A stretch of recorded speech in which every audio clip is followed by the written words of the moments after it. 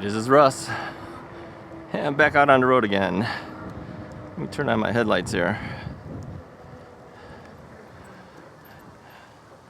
Let's do that again. There we go. Let me turn on my Hex Needle helmet too. Forgot to do that. I'm forgetting everything today. I'm a little disappointed today. I was planning on taking this Himiway zebra out since I changed the stem. If you didn't see that video, look at the last video I did. And yeah, I was hoping that I would be able to do a longer ride today. It's about 56, 57 degrees, something like that. So I was really looking forward to it. And then I checked the forecast, and it mentioned that it's supposed to have some rain, but that's not until later. You can see it's kind of overcast though. But it said high winds. So all morning long I kept looking and trying to figure out how windy is it. And then I could hear the things blowing out there. So yeah, I says, well, I'm gonna have to wait. I can't just go. What time is it now? It's 1:24. I had hoped to go to the post office, which is where we're going right now. I'd hoped to go to the post office and afterwards go pick up some Chinese food. But yeah, with the high winds, I don't think so. So I ended up making my own fried rice at home. Not as good as theirs, I'm sure. Well, actually, it's pretty decent. But the other stuff, whatever else I would have ordered along with the fried rice, yeah, I don't get that now. So yeah, I'm a little disappointed. So how does this adjustment make the ride feel? Yeah, it's much better now. The handlebars are slightly closer to me now. It's definitely a lot higher. I'm not leaning forward anymore. I was always leaning forward a little too much, I think, for the zebra. And yeah, I wasn't too happy about that. So I knew I would eventually make the change. I just didn't think I would be making the change so quickly. Can we hit 20? No, 18.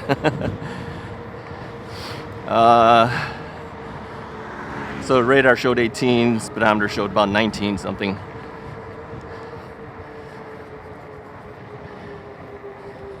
So yeah, I've noticed one thing. When I tighten down the center, I don't know if you guys can see that. Probably can, I guess. Readjust everything a little bit here. When I tighten down that center, where the star nut is, that's what holds your fork and stuff in place. When I tightened that down, I over-tightened it, I think. And so when I got on the bike felt stiff as far as turning. I couldn't easily turn. So yeah, you got to be careful. You can't go loose on it because that's what's holding your fork in place. But you can't go too tight on it or you can't turn. So you got to be kind of somewhere in between. Yeah, it's cold enough that I'm still sniffling. Sorry about that. I feel bad that I always do that and you guys have to hear it, but it's either that or let it drip all over the place. So it is what it is, they say, right? Now, I charged up the zebra in preparation of going out. As you know, all of my bikes are down to the 70% level. So to take this out, I charged it up until it was fully charged. And my hope was I was going to be able to ride this a little bit longer. But yeah, maybe not. Maybe all we can do is get to the post office and head back, and that's about it. We'll see. I can definitely feel the wind blowing on me. I just didn't want to compete with really heavy winds. They called it moderate winds, but you can feel it. And as I told you before, I don't feel too comfortable being side blown by wind. Okay, there's nothing here. I'm going to go forward. So So I figured the Zebra would be the best thing to take, because even last night I saw that there was a potential for rain, potential for some wind, but of course you're hoping that it won't be too bad. And I figured the Zebra would be the best one to take because it is the heaviest bike I have short of the Rad Rover 5. Now the Rad Rover 5 in general actually has less weight than the Zebra.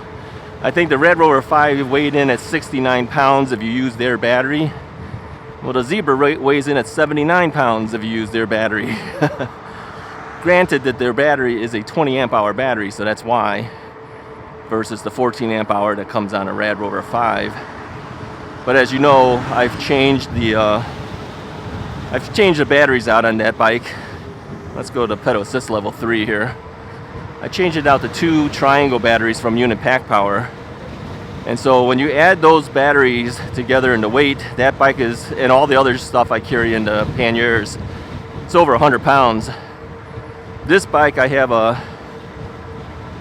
bag in the back on the rack where it carries all my tools and spare tire stuff, spare inner tube stuff.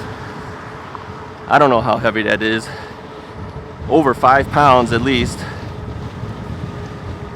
So I'm gonna guess the weight of the bike and everything is at least 85 pounds or more. And then you got me, and I'm pretty heavy. Now we're fighting a headwind at this point. I'm just gonna throttle it. I feel like I'm less stable when I'm pedaling. Now you might be able to hear the wind because I can't even hear myself talking right now. The nice part about the windscreen on this mic, it cuts down the noise, but you can still, of course, hear it when it's blowing this hard. So yeah, no way I would be able to go even further than the post office and have to fight the wind. You know, the wind is there, but then when you're moving forward, you're adding more to that wind. So it really comes up hard. So whenever you stop, you don't hear the wind, but you know, it blows up against you when you're going forward. So yeah, it's not as much fun, you know, especially a headwind. That's the worst. I mean, if you have a tailwind, that's another story. It's kind of helping you along. But a headwind, it's coming at about 2 o'clock position to me at this point. So yeah, well, what are you gonna do? Now, as far as my positioning, I think I need to readjust the handlebar just a little bit. I think my handlebars are tilting a little bit to the left. I think I need to straighten it a little bit more, move it a little bit clockwise more to be perfectly straight. But like I said, you know, when I tightened it up for that replacement stem, I said, so you really don't know where you are until later. And then usually after the first time you take it out, you kind of know, okay, it's off by a little bit because you can feel it. You know, it doesn't hurt anything. It's just not perfectly level to it or straight to it.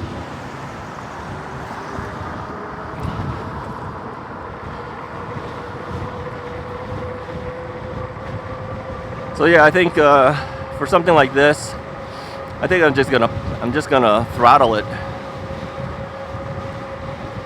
I don't want to be fighting against the thing. You know, when you're pedaling, you kind of sway a little bit too. I don't need that sway along with the sway of the wind hitting me. Yeah, the handlebars are slightly skewed. It's an easy adjustment. 2 screws, make a little turn, and it's good. So I had to do that with the commuter bike from Magicycle as well. I had it where I thought it would be, and then after I took it out, I said, nah, it's off by a little bit. So, but I will say the higher height, because of that adjustable stem, I really like it a lot more on this on this Zebra. You know, if you have a bike and you feel like you're leaning forward too much on it, leaning down onto it, yeah, consider changing the stem. Whether you get an adjustable one like me or just a slightly taller stem, you know, I think that change makes a difference. I was always feeling a little bit like tired out at the end of a ride after riding the zebra because my arms would tire out from leaning forward so much. All right. So now I don't feel that at this point. And again, I am not wearing my safety vest. I'm all in black. I'm just hoping that, you know, the bike is white, and so hopefully that stands it out a little bit. I have the lights on as well. Definitely having the side view mirror helps a lot. You can see what's going on behind you, to the side of you. Now, at one time I had changed the saddle to the Bikeroo saddle on this Himiway, but I changed it back to the original Himiway saddle because I needed that saddle for another bike, and I had run out of all of those Bikeroos. So I said, well, the Himiway saddle isn't that bad. I mean, I think the other one was better, but it isn't so bad. So I says, I can live with this until the next time I order some saddles, if I do it all. Had so many bikes at this point. You know, every time there's another bike comes in, I can't upgrade all of them. So some of the things that I'd like to do, I just don't do it. So you're all familiar with this. We've done this many times before. All right, I put the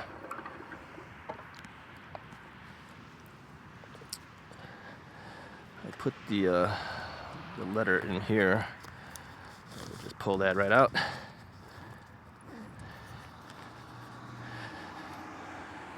You know, our mail, I don't know about you guys, but man, this thing's so stuffed up. It's so stuffed. All right, I'm gonna have to pick up that letter. That is not my letter. That's somebody else's, believe it or not. I blocked it for you so you can't read their address. It's so stuffed in there that letters are falling out of it. I had to make sure I stuffed mine in deeper. So, yeah, so you don't get to see that.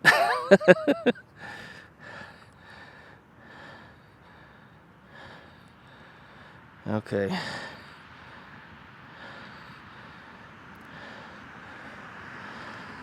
Let me do a quick response here.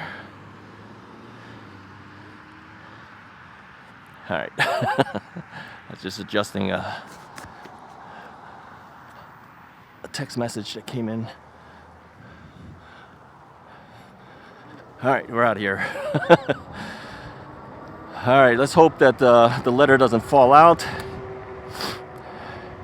That letter actually it's a rebate thing. You guys ever get these rebates? You got to send it in to get a rebate. So what it was batteries. I bought 8 packs of 30 AA batteries on Black Friday from Menards. It's a local hardware store. Well, they're national, I think. And so these are AC Delco batteries, AA batteries that I buy. And I wouldn't think much of the AC Delco batteries, quite frankly. But you know, it's a name brand. I mean, when you think of your car batteries, it's usually AC Delco way in the back in the past. Well, they make AA batteries too now, and doesn't have the notoriety as like a Duracell or something. But you know, they do a pretty good job still. They work out all the time. I've been using them for years. But I took a look at one of my comments on a personal note for myself, and I noted that 2 years ago I bought the same batteries for Black Friday, and they were like after the rebate it was like $2.99. Well, this year is $4.99. So within 2 years' time it went up $2. $2.99, now it's $4.99. Everything goes up in price, of course, and it's still a good deal. 30 batteries for $4 after you get the rebate back. But the rebates from Menards are not money. It comes back as credit, store credit. That's okay. I mean, I do buy stuff from them, so it's not like I won't use it. I will use it. But it does force you to use it at their store, right? It's okay. I understand the deal. And they've always given us the rebates. It's not like they never have. So I trust that I'll get it. So you figure, what was it? I think it was something like $7.99, and then you get the rebates, bringing it down to $4.99. So you get a $3 per pack rebate. I bought 8 packs. So it's going to be a hefty rebate. But if I don't buy the batteries now, then I have to buy it throughout the year, because I use those AA batteries for my digital audio recorder when I'm doing riding. And I think typically I can get about, I would say 2 rides before I have to throw out the batteries and get 2 brand new AA's again in the recorder. So about 2 hours, something like that. I get about 2 hours of usage. So considering how many videos we make,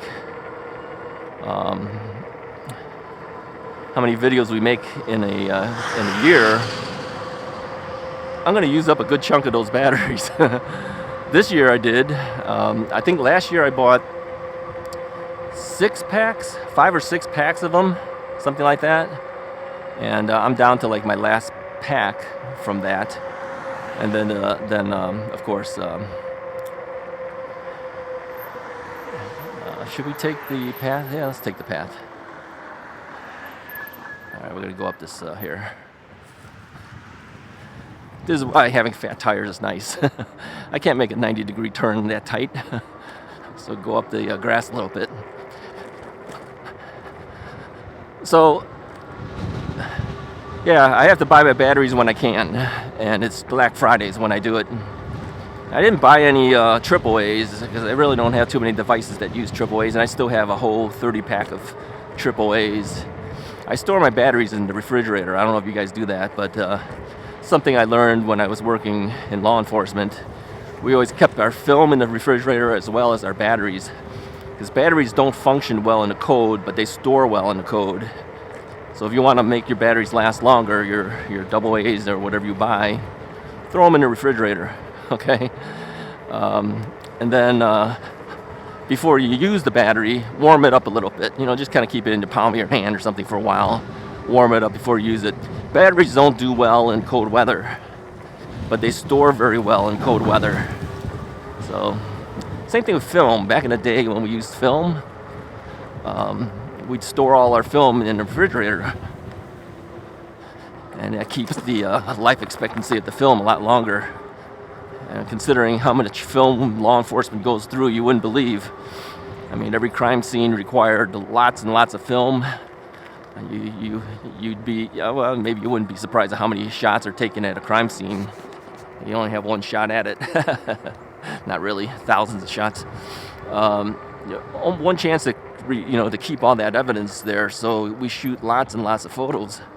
And every photo that you take in law enforcement is discoverable by defense, so you have to show them everything. So we never even cut the roll of film. Typically, what happens is we leave it whole. You know how back in the days of film, you'd cut it like 5 shots to a film strip, 35 millimeter film strip. You get 5 shots in there, and they cut it down for you and then stick it in an envelope. Well, we don't even cut it. This way, they could never say that you excluded something of evidence out of that roll because you saw something you didn't want them to see and you took it out. But if it's whole, including the leader and everything, there's no refuting the fact that that's what was shot. So yeah, so some interesting things we do a little bit differently than the typical person would do with film. But yeah, I think of those days fondly. I didn't do it for very, very long, several years. Working in law enforcement, but we ended up moving back to Chicago, but I worked out in San Diego. But yeah, with the police departments out there, district attorney's office out there, I look fondly on that time. It's what really honed my photography skills. It's working in law enforcement, taking classes, and then I was actually the crime lab photography assistant for our professor at school. And then eventually I ended up as a forensic expert in audio, video, and photography. So 3 expertise. Court qualifies you for those expertise, and then you can testify in court to opinion evidence. So, yeah, good times. Yeah, some of the cases are pretty interesting, that's for sure. You see things that other people typically don't see. Probably wouldn't want to see either.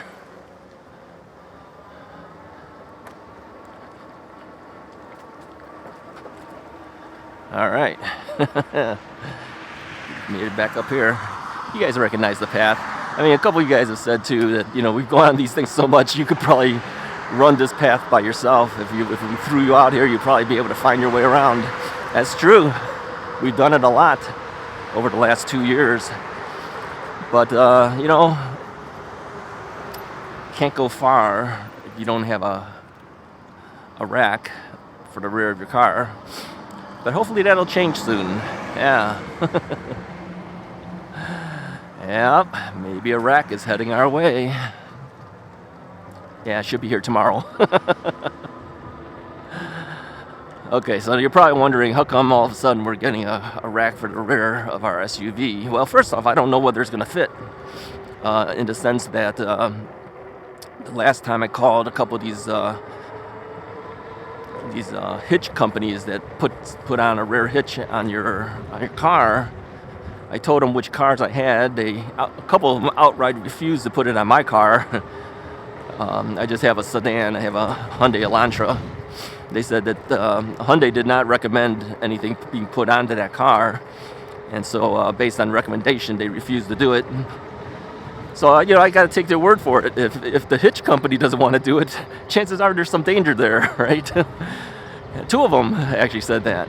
And then what else? So I told them about my wife's SUV, and it's a 2011 Honda CR-V. And they said, well, you know, a car that old could have too much rust down there, and it may not be able to hold well.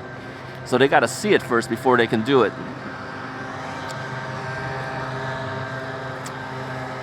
So I've got to bring the car in, have them evaluate it, and if they think they can do it and that it's safe enough to do it, I'll have them put it on there. Now, it's going to cost some money. This is not going to be cheap.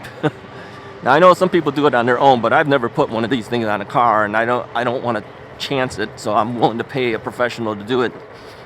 And I think in total, it was like $350 or $400 to put a hitch and do the electrical work as well. You have to do the electrical because the bikes cover up the lighting on the back of the car, and if you don't do the electrical, then you get a ticket for it. So you have to pay for the electrical. Now I know my wife doesn't like the idea of seeing that thing hanging off the back of her car, especially the wires and everything too. But I think she's tolerant of it now because she now has her own e-bikes, and we have gone out before too, where we've both gone to Wisconsin and some other areas to ride together. And she knows that you know, we've been taking folding bikes to do this, but I've always said I would much rather ride my Magicycle Cruiser or maybe have her ride the Ocelot Pro or something that, you know, is not folding. And we can't do it. We have to take the folding bikes, and it's kind of a tight squeeze in the CR-V. The problem with that car, and I don't know how they are in the current versions of CR-Vs, but the rear seat does not fold down 100%. It kind of sticks up, so it makes it tougher to put the vehicles, the bikes inside there. So, yeah, so we would much rather bring actual bikes that we're used to. I mean, her regular bike was the folding bike. It was the Rad Mini Step Through 2, which she likes, but I think she'd rather ride the Ocelot if she could. And you know, I might be able to put the Ocelot inside there. I don't know. We haven't tried it, but I have a doubt that it would fit it. Now, this rack that's coming will handle two bikes. I think it handles up to 140 pounds. So if the two bikes together are less than 140 pounds, we might be able to do it. Okay, so we got a car coming down the bike path. It's probably one of the construction things. I'll go off road from him.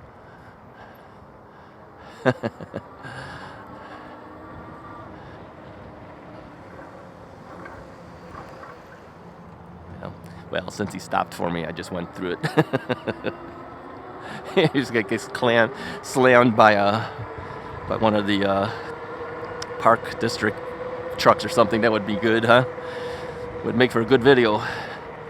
So anyway, so who's giving me this rack? Now, I've been offered rear racks before. I think 2 companies offered me a rear rack, but I told both of them I couldn't do it because, because of my vehicle issues. But yeah, this one's coming from Magicycle. Yep, they reached out and said, "Hey Russ, can you do a review of the racks that we sell?" They have it on sale actually right now. It's like $399. It's a good deal. So I told them the situation. I said, "Look, I don't have a hitch. I don't have a 2-inch receiver on the back of my car or the back of the SUV, but I will check it out, and if I can do it, I will put it on and do it." But I also said to them too, "But what if it doesn't? What if I can't? What if they don't let me?" And they said, "Well, it'd be a stronger video if you could actually show the people how to put the bike on the rack." I agree with them. I said, "But what if it doesn't? But they decided they would send it to me anyway, and see if I can figure out some way. Now, one potential solution, if for some reason I cannot do it because they just won't put a hitch on my wife's vehicle. Well, my son-in-law has a vehicle and he has a 2-inch hitch on it. So maybe I could borrow his car to do the video. Just black out the license plate. I would do that anyways on my car. I would just black it out and just put a piece of paper across the license plate, right? And then you can't see what it is. So yeah, so we'll have it on there. I mean, it would be better if it was on my own vehicle, because then I could bring it places.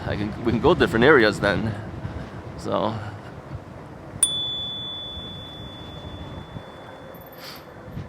on your left. Thank you.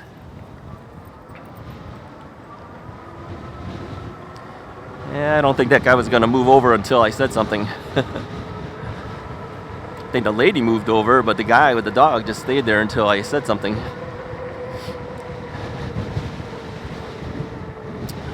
So anyway, that is what's coming up. If you can't wait and you wanna get a rack of your own before I even do the review, check out the Magicycle site. They do have a rack that they sell. I can't tell you how good or how bad it is until mine's come in, but check it out anyway. It looks very similar to many of the other racks that are out there, but they have sale price on it for $399 right now. Might be a good deal. And again, you could use my affiliate link, which is in the description of all my videos, to get to the Magicycle site. When you do that, it helps me out because they give me a slight commission for it, and I appreciate it because being a retired guy, every little bit helps. Okay, so yeah, I make no qualms about it. I let you guys know that. But many of you guys have bought your bikes that way too, so I appreciate it. But the way to do it is instead of going directly to the Magicycle site, you first click on the link in the description of my video to get there, to share a sale link. And then it knows that, okay, this is going to be commissioned to Russ is right. And then once you're on the site, then you place your order immediately, okay? If you get off of their site and then you go back in to the Magicycle site, then yeah, then I get nothing. So to keep it with me is once you click the link, stay on it, place your order at that point, okay? And then you could still use some of the discount codes, whether they offer a code or whether you use the Russ, Russ 1 code or something. It's like $100 off $1,000 something. These are only going to be good if you buy like a bike or something, because it's going to be that expensive then, because there's a minimum dollar amount in order for the codes to work. But even if you ordered like this this rear rack is $399, I would get a slight commission for it if you do it, even if you don't use a code or anything, right? So you're just helping me out if you do that. It doesn't cost you any extra. It just takes you one little extra effort of clicking on my link instead of going directly there. So I appreciate it, and a lot of you guys have done that. And in fact, even like Rad Power Bikes, a lot of you guys buy your Rad Power Bikes by clicking the Russ is Right link and stuff. So I appreciate that too, you know.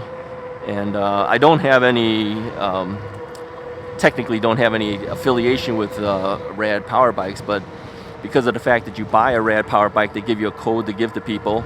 And that's the link code that I give you on my descriptions. And so for first timers who have never bought a bike before, they don't know anybody who has a bike, they use that code, they save $50, right?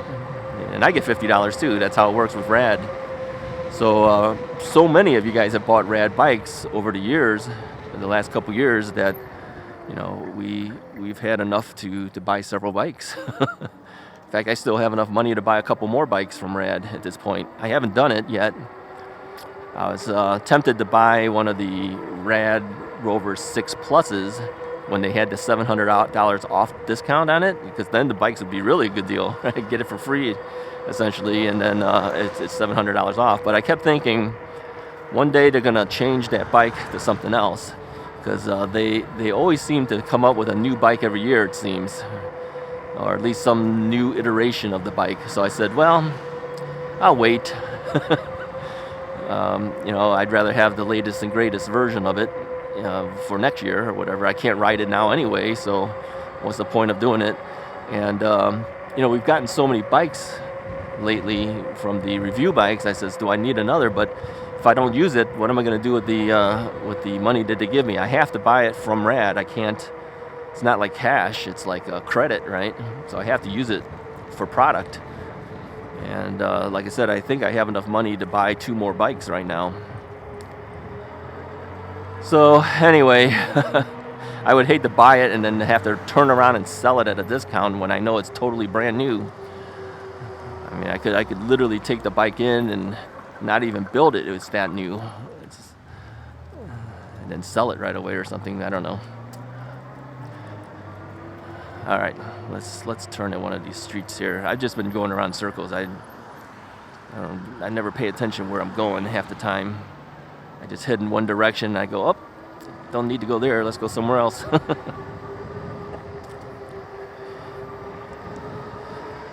So I've ridden 8.6 miles. Now I know that I can do 30 miles out of this bike. We tried it before on our range tests when I was pedaling on pedal assist level 2 and 3. And then also using the throttle. I've been using a lot of throttle today, so it's probably less than 30 miles out of this one now. So I'm estimating, you know, if I got to drop this back down to 70%, where is the 70% level at? And the problem is it's a total guess. Like I said, you can't just divide it out and say, well, we'll take whatever 70% of 30 miles is, right? I don't think you can do that. I don't think it works out that way.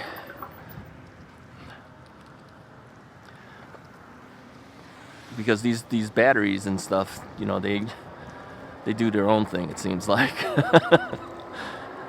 So, well, I guess, I don't know, 10 or 12 miles I'll ride, something like that, and then call it a day. Because I got to store the bike again then, right? So I don't want to leave it at, you know, high charge. I want to lower it down a little bit.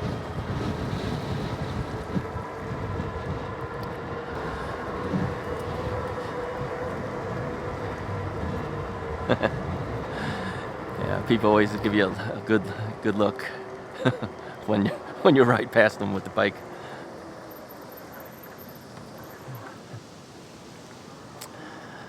Well, still at the end of the year, as we're coming close to the end of the year, I'm still getting comments from people saying that you're blowing off stop signs and all that. You don't follow any of the street rules. Yeah, that's pretty much it.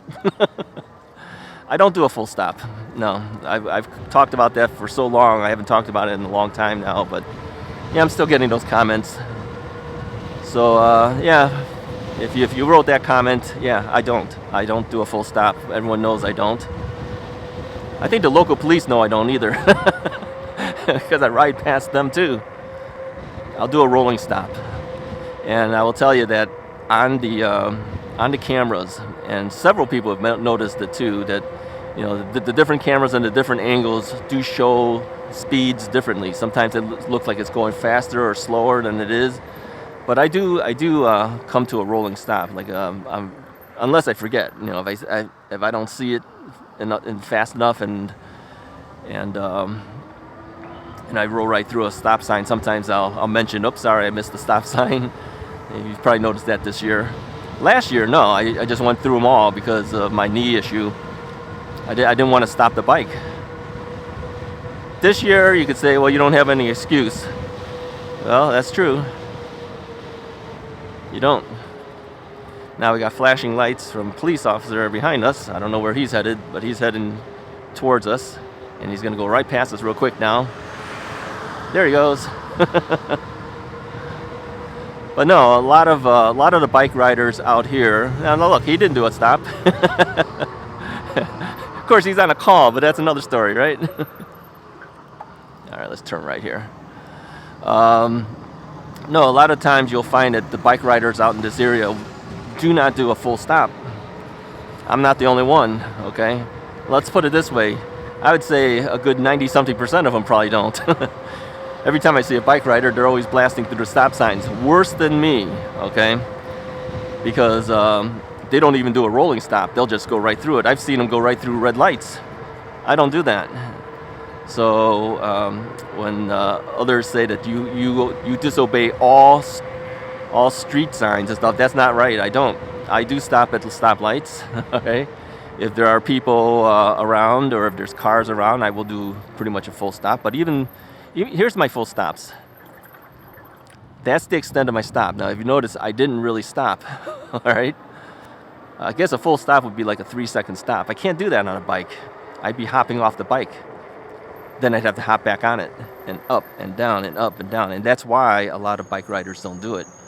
What we'll do typically is we'll ride up to a stop sign. We'll look around. If there's nobody around, we keep going. Okay? So I have made a conscious effort this year to at least do the rolling stop. Last year, yeah, okay. Yeah, I kind of skipped through all of them. And that's because I didn't want the possibility of falling. One of you guys had mentioned to me or asked me how my leg was going this year. And yeah, my knee is a lot stronger. My leg is a lot stronger this year. So if I lean to the left, I probably will not fall.